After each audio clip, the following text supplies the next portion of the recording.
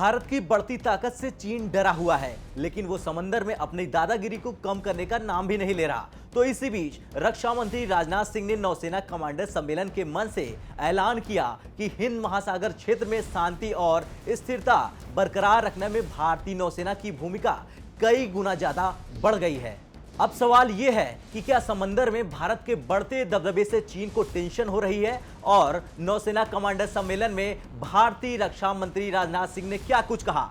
इन सारे सवालों के जवाब हम आपको इस वीडियो में देंगे। नमस्कार, मैं हूं आयुष और आप देख रहे हैं भारत तक। दरअसल रक्षा मंत्री राजनाथ सिंह ने नौसेना कमांडरों के सम्मेलन के दूसरे संस्करण को संबोधित करते हुए कहा कि यह बेहद जरूरी है कि कारोबार के साथ साथ आर्थिक गतिविधियों को भी बढ़ावा दिया जाए, और ये तभी मुमकिन है जब भारतीय समुद्री क्षेत्रों में शांति और स्थिरता हो। और इसी शांति स्थिरता के लिए भारतीय नौसेना समुद्री सुरक्षा में मजबूती के साथ अहम जिम्मेदारी की भूमिका निभा रही है। इसके आगे रक्षा मंत्री राजनाथ सिंह ने चीन पर भी बड़ा बयान दिया और ये कहा कि हिंद प्रशांत क्षेत्र में चीन की बढ़ती सैन्य मुखरता पर वैश्विक चिंताएं बढ़ रही हैं। आर्थिक हित संबंधों में कुछ तनाव पैदा भी हो रहा है, लेकिन भारत हिंद महासागर क्षेत्र में सार्वभौमिक मूल्यों जैसे नेविगेशन की नियम आधारित स्वतंत्रता और मुक्त व्यापार के साथ देखता है, जिससे सभी का हित शामिल है। रक्षा मंत्रालय के अनुसार रक्षा मंत्री राजनाथ सिंह ने यह भी कहा कि भारत एक जिम्मेदार समुद्री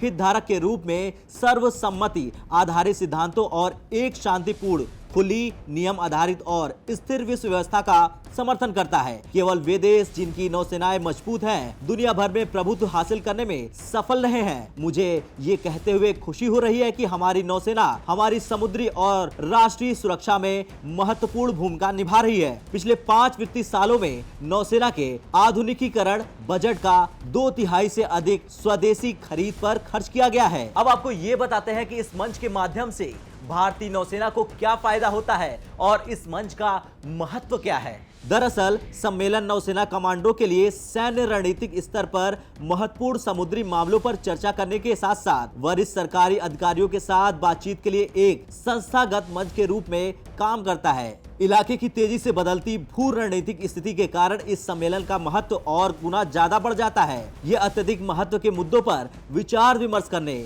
निर्देशित करने, मुद्दे तैयार करने और उस पर निर्णय लेने के लिए एक संस्थागत मंच है जो नौसेना के लिए भविष्य की नीति को आकार देगा। खैर, रक्षा मंत्री राजनाथ सिंह का संदेश साफ है कि भारतीय नौसेना से टकराने से पहले दुश्मन को अपने गिरबाह में झांक लेना चाहिए, क्योंकि मौजूदा वक्त में भारतीय नौसेना समंदर का बादशाह है।